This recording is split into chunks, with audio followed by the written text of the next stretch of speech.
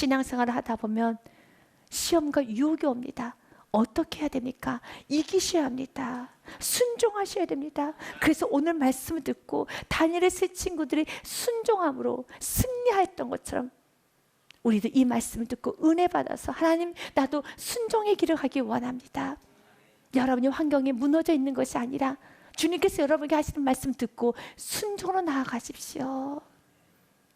느부갓네살 왕이 다니엘의 세 친구에게 이렇게 말합니다. 느부갓네살이 그들에게 물어 이르되 사드락 메삭 아벳느고야, 너희가 내 신을 섬기지 아니하며 내가 세운 근신상에 절하지 아니한다니 사실이냐? 이것이 맞는 말이냐? 15절 말씀에 이제라도 마음을 돌이켜서 너희가 준비하였다가 나팔과 피리와 수금과 사면금과 양금과 생관과 및 모든 악기 소리 들을 때 내가 만든 신상 앞에 엎드려 절하면 좋거니와, 너희가 만일 절하지 아니하면 즉시 너희를 맹렬히 타는 풀무불 가운데 던져 넣을 것이니 능히 너희를 내 손에서 건져내실 신이 누구이겠느냐 하니, 너희가 순종하지 아니하면, 너희가 내 말에 순종하지 아니하면, 나의 말대로 살지 아니하면 너희들을 풀무불에 던져 넣겠다고 합니다. 무서운 유혹입니다. 아픔이고 슬픔입니다. 우리가 신앙생활 할 때 이런 시험이 올 때, 이런 아픔이 오고 이러한 어려움이 찾아올 때 여러분 기억하셔야 돼요. 여러분 살고 싶습니까? 정말 여러분 보호받고 싶습니까? 그렇다면 순종을 하십시오. 누구의 말이에요? 하나님 말씀에 순종하십시오. 하나님을 선택하십시오. 이것만이 진정한 참 자유와 보호, 하나님으로부터 보호를 받을 수 있고 이 세상에서 승리할 수 있는 유일한 길입니다. 여러분 살고 싶다라면 하나님 말씀에 순종해야 되는 겁니다. 예수님께서도 오늘 말씀하셨어요. 뭐라고 말씀하셨습니까? 인생에는 두 가지 인생이 있다라는 것입니다. 지혜로운 인생이 있고 어리석은 인생이 있다라고 하였습니다. 지혜로운 인생이라, 너희가 이 말을 듣고 행하는 자, 순종하는 자는 지혜로운 인생이란다. 본문의 말씀 24절 말씀에 보니 그러므로 누구든지 나의 이 말을 듣고 행하는 자는 그 집을 반석 위에 지은 지혜로운 사람 같으니 라고 합니다. 주님께서는 여러분에게 오늘 또 말씀하셨어요. 주님께서 여러분에게 하셨던 말씀, 변화되기를 원하는 말씀, 내려놓기를 원하는 말씀, 고치기를 원하는 말씀, 여러분의 삶 가운데 말씀이 들렸고 내가 너에게 전했던 이 말씀이 여러분 귀에 들렸다면 그 말씀은 내가 순종해야 되는 말씀인 것입니다. 외면하면 안 되는 것입니다. 왜 순종해야 됩니까? 25절 말씀에 보니 비가 내리고 창수가 나고 바람이 불어 그 집에 부딪히되 무너지지 아니하나니 이는 주취를 반석 위에 놓은 까닭이요 영원히 변하지 않는 말씀 위에 순종한 까닭이요. 우리는 인생을 살다 보면 얼마든지 비가 내리고 창수가 나고 바람이 불듯이 전쟁과 기근과 가난과 질병과 아픔이 올 수 있습니다. 나와 나의 가정이 죄되는 게 아닙니다. 얼마든지 올 수 있습니다. 인생을 살다 보면 비가 내리고 창수가 나고 바람이 불 때가 있습니다. 그러나 매일매일 하나님께서 나에게 하신 말씀, 내가 들었던 말씀에 순종으로 나아가는 인생은 무너지지 않습니다. 그러나 26절 말씀처럼 나의 이 말을 듣고 말씀이 들렸습니다.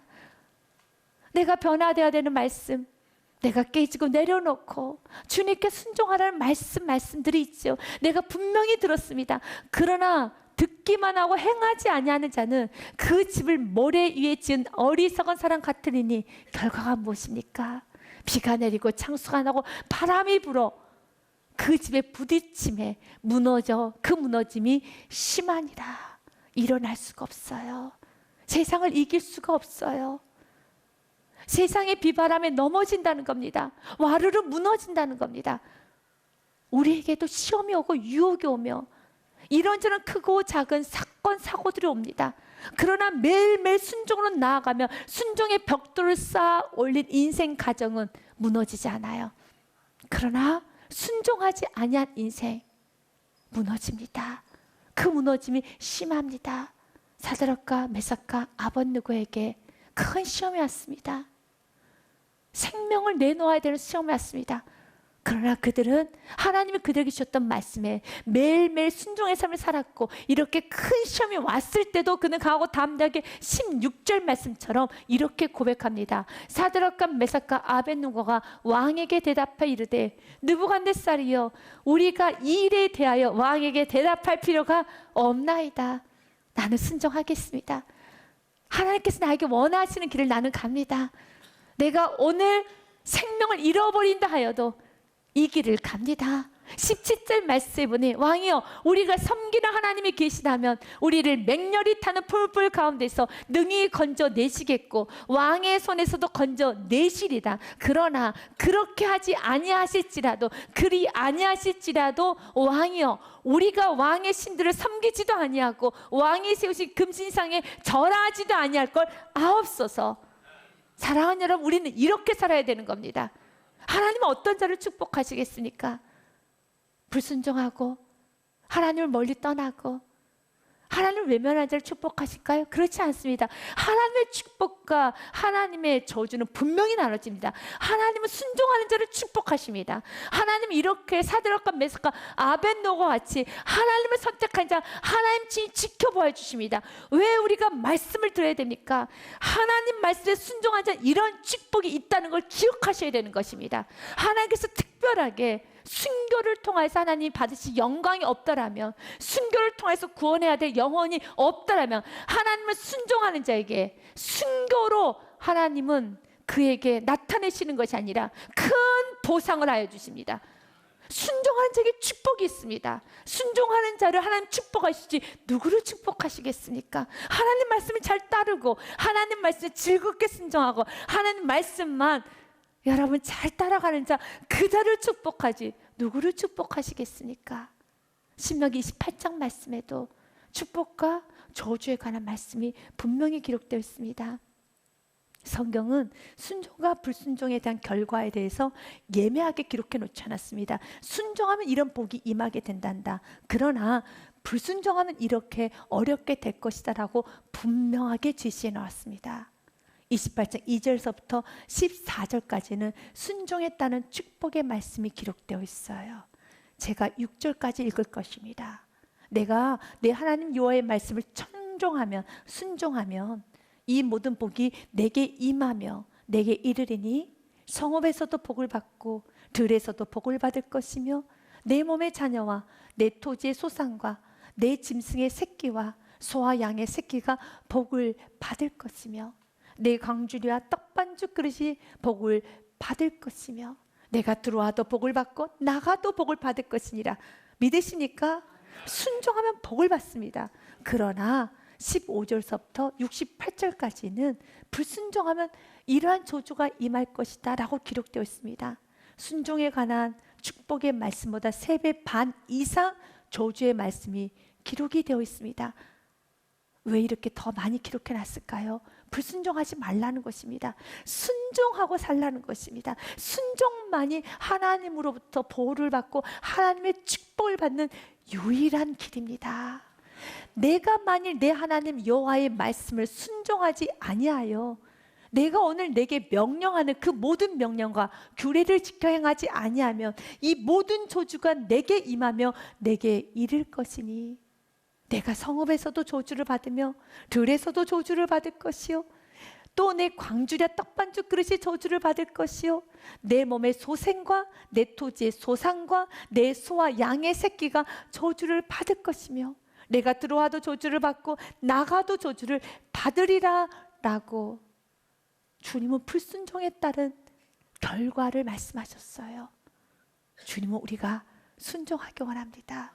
그래서 순종의 길은 말씀이 들리고 자신의 연약함을 알면 할수록 순종하는 건 어렵지 않습니다.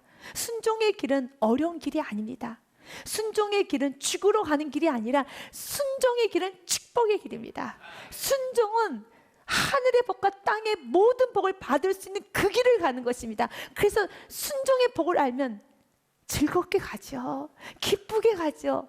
물론 순종하는 과정에 있어서 두려움도 있습니다. 그래서 오늘도 우리는 말씀 듣고 내가 때로는 두렵지만 그러나 순종했다는 보상을 기억하고 순종한 자를 하나님 지키시죠. 순종한 자에게 복을 주시죠. 순종한 자를 알수록 하나님 높이시죠. 누구를 높이시겠습니까? 사드락과 메삭과 아벳느고를 높이시지 누구를 높이시겠습니까? 여러분, 하나님이 누구를 축복하실까요? 불순종하는 자를 축복하실까요? 순종하는 자를 축복하시죠. 말씀 그대로입니다. 사드락과 메삭 아벳느고 그렇게 하지 아니하실지라도 나는 하나님의 자녀답게 살겠습니다 라고 고백을 했을 때 그가 풀무불에 들어가게 됩니다. 그런데 놀란 하나님의 보상이 있습니다. 하나님의 보호하심이 있습니다. 우리가 말씀을 통하여 보기 원합니다. 이세 사람 사드락과 메삭과 아벳느고는 결박된 채 맹렬히 타는 풀불 가운데 떨어졌더라. 그런데 그때 느부갓네살 왕이 놀라 급히 일어나서 모사들에게 물어 이르되 우리가 결박하여 불 가운데 던진 자는 세 사람이 아니었느냐 하니 네 맞습니다. 그들이 왕에게 대답해 이르되 왕이여 옳소이다 하더라. 그런데 이게 웬일이니? 25절 말씀에 보니 왕이 또 말해 이르되 내가 보니 결박되지 아니한 네 사람이 불 가운데로 다니는데 상하지도 아니하였고 그 넷째 모양은 신들의 아들과 같도다고. 아멘. 순종하는 자 하나님 보호하십니다. 순종하는 자에게 축복하십니다. 순종하면 반드시 그에 대한 대가를 하나님은 확실히 보여주십니다. 순종하는 자는 축복하십니다. 여러분들 이 말씀을 믿고 순종의 길을 가기까지 두려움이 있을 수 있어요. 어려움이 있을 수 있습니다. 그러나 하나님 내게 주신 말씀의 뜻을 정하고 그 말씀에 순종하여 나아가 보십시오. 하나님이 친히 지켜보하여 주십니다. 또 한 사람이 누구냐? 신의 아들과 같다. 맞습니다. 하나님께 직접 보호하여 주시고 하나님의 천사를 동원하여 주시고 하나님께서는 모든 걸 다 바쳐주시면서 26절 말씀에 여러분 풀무불에 들어갔었는데 그 불이 그를 태우지 못해요. 느부갓네살이 맹렬히 타는 풀무불 아귀 가까이 가서 불러 이르되 지극히 높으신 하나님의 종 사드락 메삭 아벳느고야 나와서 이리로 오라 하며 사드락과 메삭과 아벳느고가 불 가운데서 나온지라. 아멘.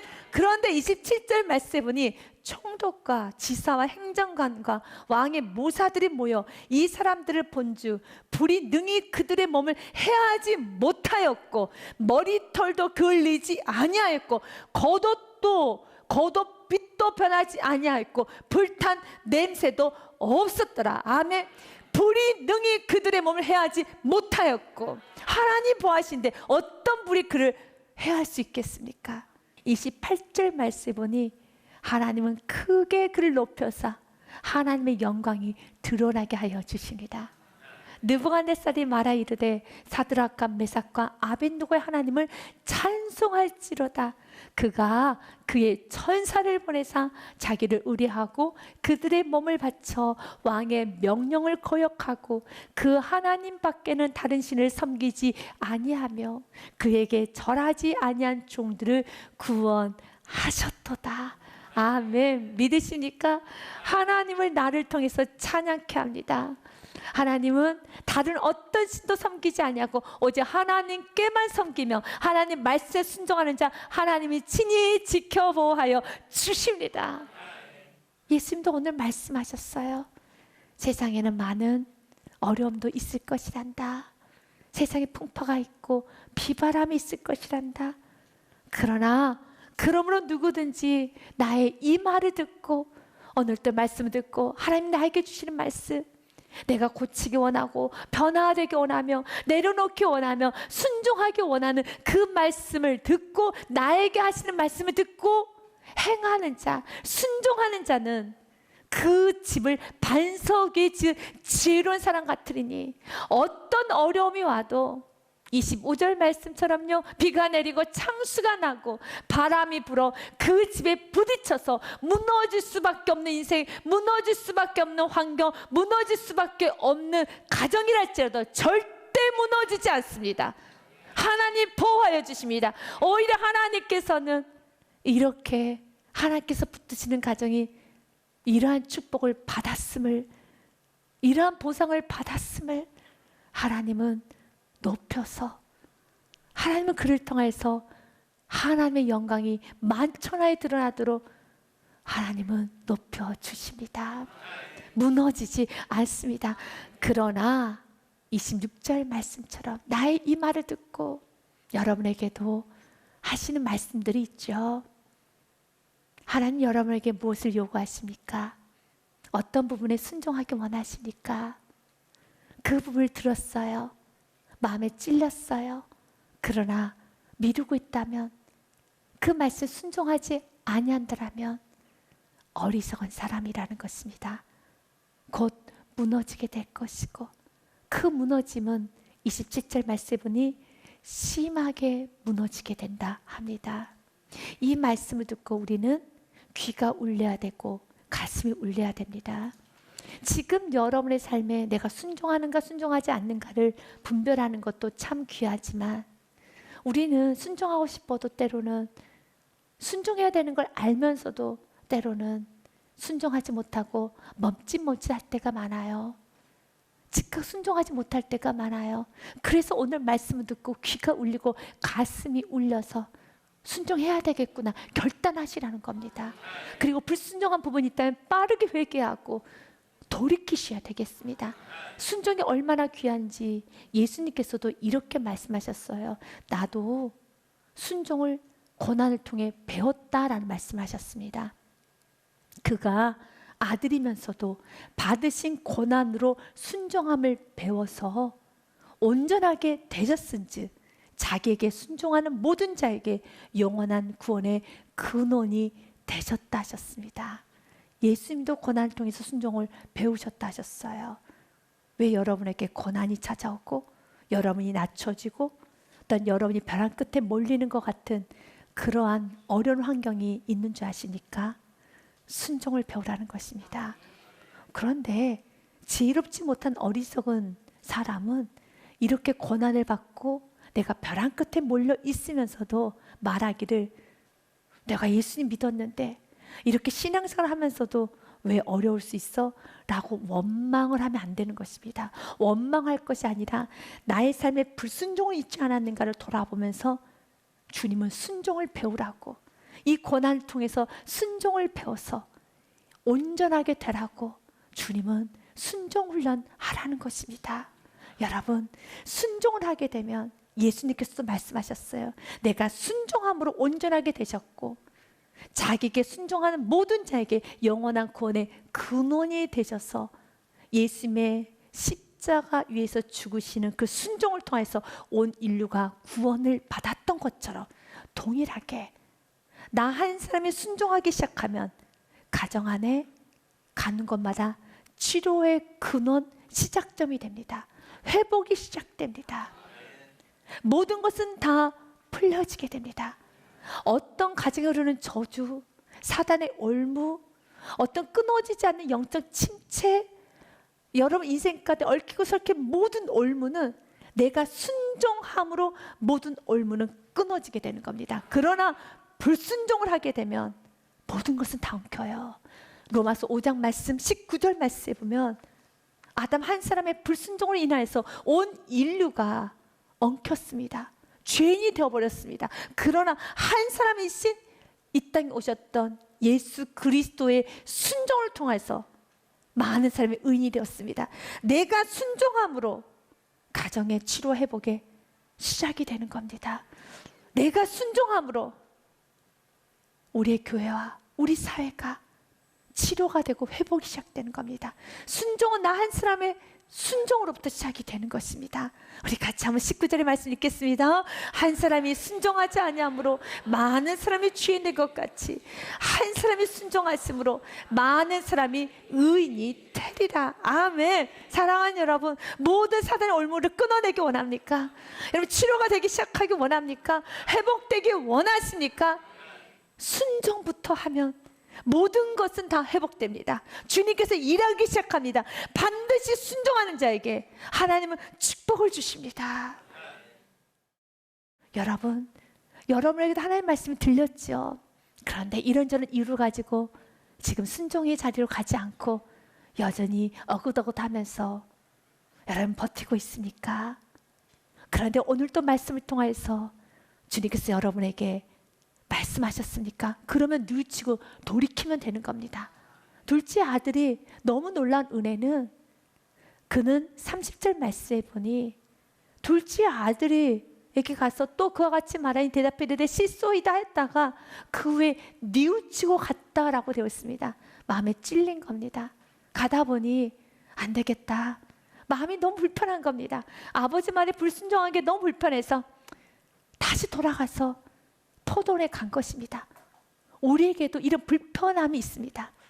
여러분이 말씀을 듣고 나면 성령님께서 누르시고, 환경을 통해 누르시고, 사랑하는 사람들 권면을 통해 누르십니다. 계속 누르십니다.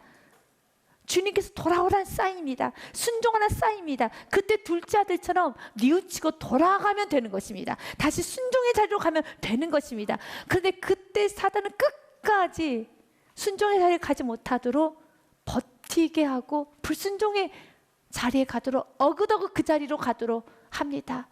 그래서 여러분 안에 버려야 될 것이 자기 합리화라는 것입니다. 자기 합리화라는 그 뜻이 무엇입니까? 여러분, 죄책감이 있기 때문에 내 안에 여러 가지 무거움이 있기 때문에 그 무거움을 자기 스스로 합리화시키는 마음이죠. 둘째 아들에게도 자기 합리화하고 싶은 많은 생각들이 있었을 것입니다. 마음이 찔릴 때마다, 눌릴 때마다 아니야, 괜찮을 것이야. 내일 하지. 그리고 아버지가 지금 급하게 나에게 일을 시켰고 아버지가 조급증이 나서 일을 시킨 것이야. 잊어버렸을 수도 있었어. 그리고 첫째 형이 한다고 했으니까 상관없어. 끊임없이 자기 합리화를 합니다. 변명합니다. 핑계합니다. 궤변을 늘어놓습니다. 그리고 끝까지 어긋어긋 가는 것이 아니라 주님께서 나에게 눌림을 주시고 나에게 마음의 불편함을 주시면 돌이켜야 됩니다. 합리화를 하면 안 되는 것입니다.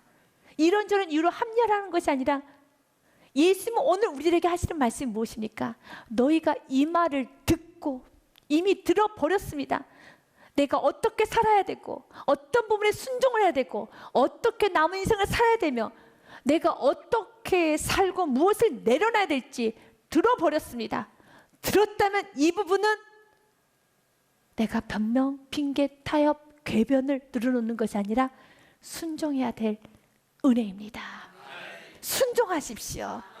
자기 합리화를 버리시기 바라겠습니다. 둘째 아들처럼요, 그가 마음에 뉘우쳐 돌이켜 다시 아버지 말에 순종하여 갔던 것처럼 우리도 때로는 싫습니다.